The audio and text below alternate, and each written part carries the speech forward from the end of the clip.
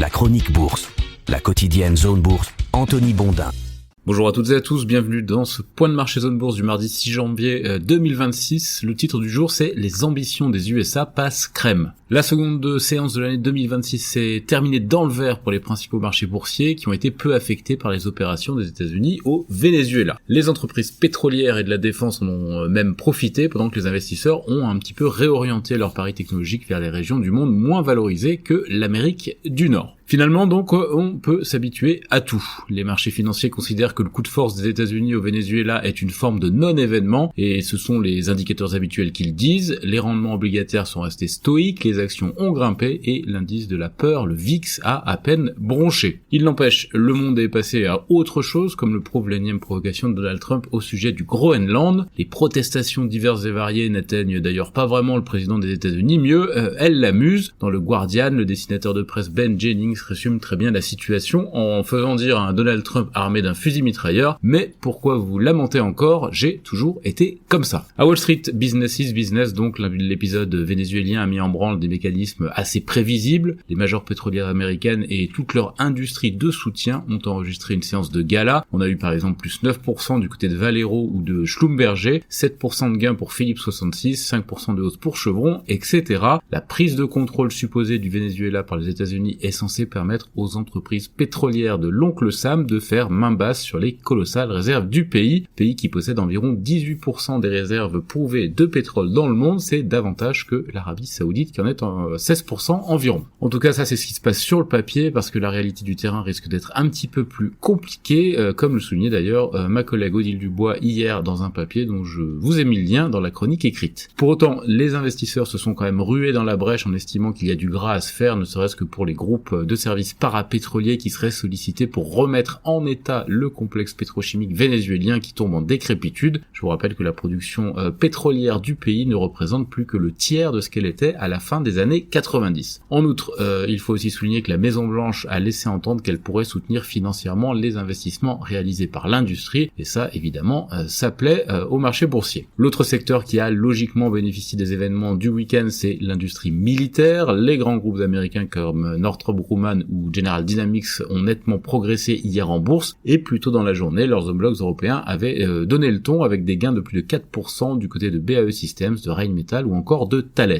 Les entreprises de la défense ont déjà largement profité, vous le savez, du réarmement mondial depuis l'invasion de l'Ukraine par la Russie, mais sur la seconde moitié 2025, leur performance boursière s'était un petit peu refroidie avec les espoirs de paix en Ukraine, mais l'état actuel du monde et la nouvelle doctrine géopolitique des États-Unis contribuent à relancer le secteur que les financiers considèrent toujours comme un must-have. Des deux côtés de l'Atlantique, donc l'énergie et la défense ont contribué hier à maintenir les indices dans le vert pour la seconde séance de l'année 2026. Le Stoxx Europe 600 a terminé la journée en hausse de 0,9%, le S&P 500 a gagné 0,6%. Les valeurs technologiques étaient plus en forme d'ailleurs en Europe qu'aux États-Unis. En effet, les investisseurs gardent de l'appétit pour l'IA, mais ils cherchent des alternatives aux paris les plus embouteillés sur les grosses capis américaines. Ils se reportent donc en ce début d'année sur les marchés moins valorisés, notamment en Europe ou à Hong Kong. Dans l'actu macro du jour, elle sera dominée par les chiffres de l'inflation de décembre dans plusieurs pays d'Europe. Côté matières premières, le cuivre a atteint pour la première fois le cap des 13 000 $ la tonne. Le métal industriel est la vedette des derniers mois à cause d'une forte demande liée à la frénésie de construction des centres de données. La spéculation est encore renforcée par le surstockage des entreprises américaines qui ont bien entendu la menace de l'administration Trump d'instaurer des droits de douane sur les métaux raffinés. Côté Asie-Pacifique ce matin, la technologie soutient donc toujours le Japon, la Corée du Sud, Taïwan et la Chine. L'Australie qui perd 0,5% et l'Inde qui recule de 0,4% sont encore à la traîne. L'Europe, elle est attendue dans le vert dans les premiers échanges. Dans l'actu des sociétés, en France d'abord, Carrefour a signé un accord de franchise en Éthiopie. Par ailleurs, le groupe pourrait perdre Proventia, son plus gros franchisé français selon les informations de La Lettre. Vinci a lancé un programme de rachat d'actions de 600 millions d'euros. Nexans négocie un réaménagement du calendrier du projet Great Sea Connector, mais assure que cela n'aura pas d'impact sur les prévisions 2028. Trigano améliore de 8,3% ses ventes du terrain fiscal à 833,4 millions d'euros. Verallia a repoussé sa journée investisseur après l'arrivée d'une nouvelle directrice financière. Séché rachète 2 spécialistes des déchets en Italie et au Chili. Dolphin s'allie à Asia Edge et cible le marché de la formation professionnelle en Asie. Et Groupe Terra dépose une OPRA à 6,50 € par action sur 2 millions de ses propres titres. Sur l'agenda des publications en France, on a donc outre Trigano, LDC et Argan qui a publié hier soir. Ailleurs en Europe, Unicredit augmente sa participation directe dans Alpha Bank à environ 29,8%. AB InBev a exercé son droit de racheter la participation minoritaire de 49,9% dans les usines de canettes d'AB InBev basées aux États-Unis auprès du consortium Apollo pour 3 milliards de dollars. Novo Nordisk a lancé sa pilule amaigrissante aux États-Unis. Eni et Repsol auraient du mal à récupérer 6 milliards de dollars de paiements gaziers au Venezuela selon le FT. Holcim acquiert le français Alkern. Fagron finalise l'acquisition de Purifarma au Brésil.